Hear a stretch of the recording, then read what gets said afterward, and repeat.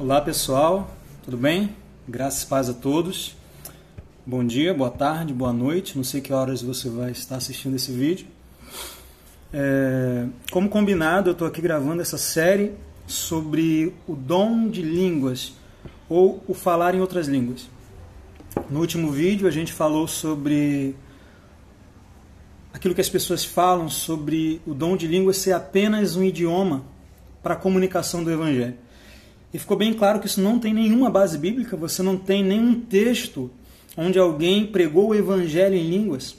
Você tem um episódio, um único episódio, onde pessoas entendiam, cada uma no seu próprio idioma, aquilo que estava sendo falado. Mas você tem vários outros eventos em Atos onde pessoas falaram em línguas e não é dito que havia ali alguém para entender. Eles apenas falavam em línguas. Um assunto que eu quero tratar hoje, esse vídeo vai ser bem curto, porque eu vou tratar de uma única afirmação que algumas pessoas fazem, e você já deve ter ouvido isso muito, você já deve ter escutado isso muitas vezes.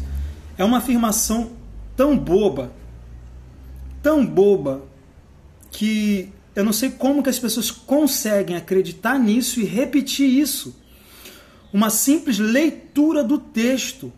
São 2 versículos que a gente vai ler, mas uma simples leitura desse texto, sendo fiel ao texto, você percebe que não faz sentido nenhum afirmar isso. O quê?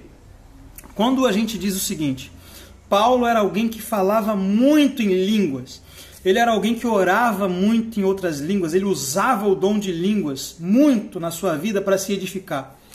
Rapidamente alguém aparece e diz: não, quando Paulo ele disse que ele fala mais em línguas do que todo mundo, ele está querendo dizer que ele fala mais idiomas. Paulo era um poliglota.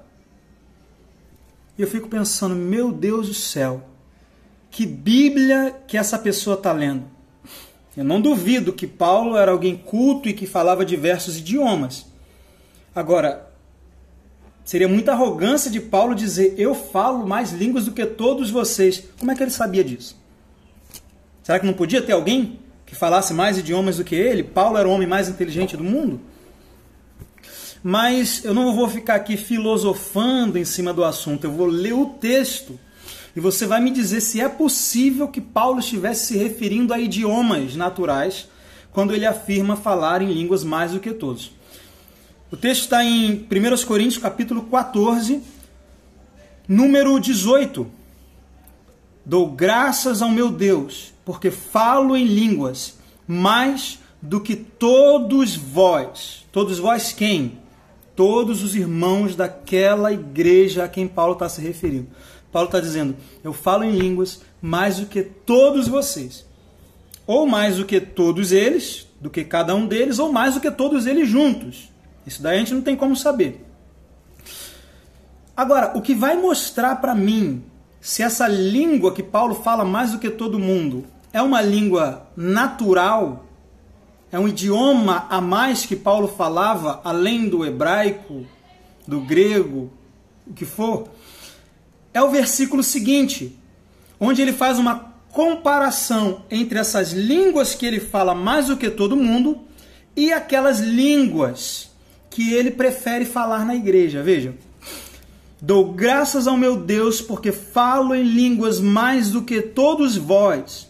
Todavia, eu antes quero falar na igreja, quando eu estiver na igreja, quando eu estiver com vocês, quando eu estiver no meio de outros irmãos, eu falo em línguas mais do que todos vós. Mas quando eu estiver na igreja, prefiro falar 5 palavras com o meu próprio entendimento,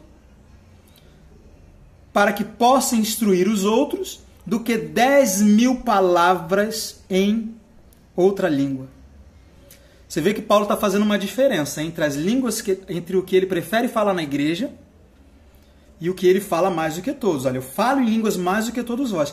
Mas quando eu estiver na igreja, eu prefiro falar 5 palavras com o meu próprio entendimento. Isso significa que aquelas outras línguas que ele falou antes é sem o entendimento. Isso fica muito claro, é só você ler, querido.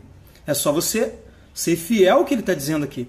Eu falo em línguas mais do que todos vós, mas na igreja prefiro falar com o meu próprio entendimento. Sinal que as línguas que ele fala mais do que todos, ele não fala com entendimento.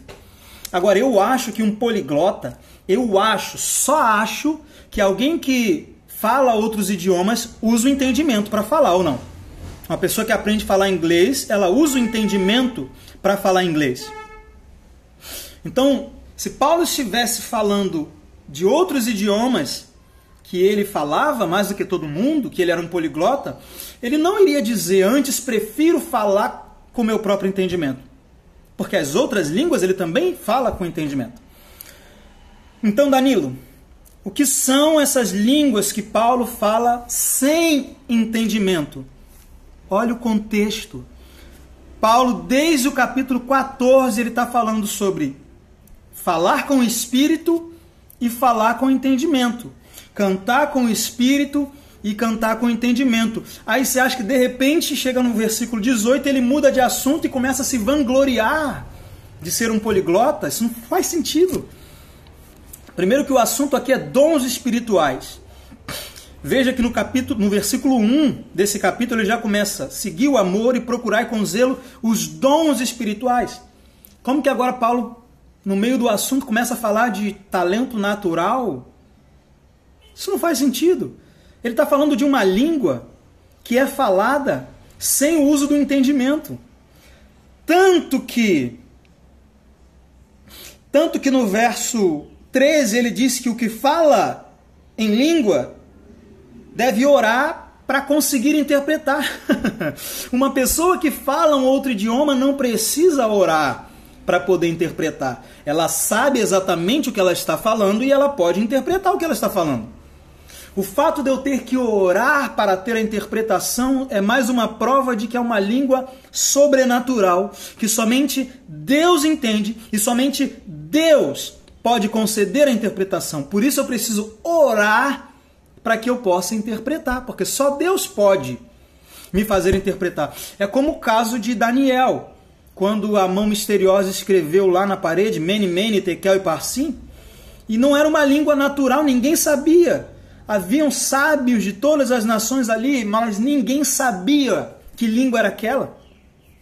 E você vê que não era uma língua natural, porque uma palavra significava uma frase inteira. Mene, pesado foste na balança, e Deus te achou em falta, Deus deu cabo do teu reino. Uma palavra, poucas palavras ali na verdade, era um recado enorme de Deus. Era uma carta de Deus. Então não era uma língua natural. É por isso que a Bíblia não diz que você deve orar para traduzir a língua. Você deve orar para interpretar. Porque o dom de língua você não traduz, porque não é um idioma natural. Você interpreta, você recebe o significado espiritual daquilo que está sendo dito. É por isso que não é uma palavra em línguas, uma palavra em português. Não, uma palavra que eu falo em línguas pode significar uma frase inteira. Porque é uma língua espiritual, por isso que eu tenho que orar para poder interpretar. Então, Paulo não mudou de assunto.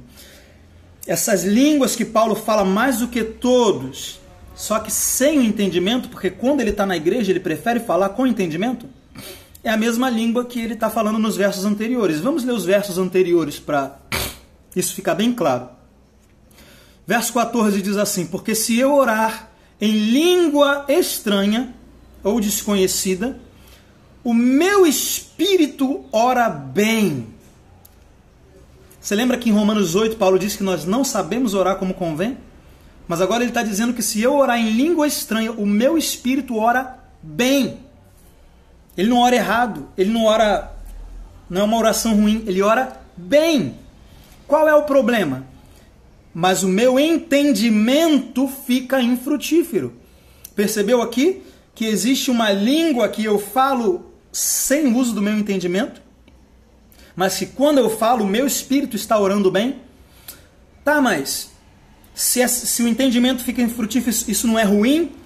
Não, se é ruim, então por que Paulo fala mais do que todos? Por que Paulo vai praticar algo que não tem benefício nenhum para ele? E vai praticar mais do que todo mundo algo que não tem valor nenhum? Paulo disse que o que fala em línguas a si mesmo se edifica. Talvez por isso Paulo seja a pessoa mais edificada em Cristo que a gente já conheceu. Não é verdade? Talvez por isso ele escreveu mais da metade do Novo Testamento. Porque se o que fala em línguas se edifica, o que acontece com alguém que fala em línguas mais do que todo mundo? Vai se edificar mais do que todo mundo. Tá, então, qual é o problema do meu entendimento ficar infrutífero? O problema não é para mim. Não é que eu não recebo fruto nenhum da oração em línguas. É que eu não frutifico para o meu irmão. Isso fica claro nos versos seguintes, olha.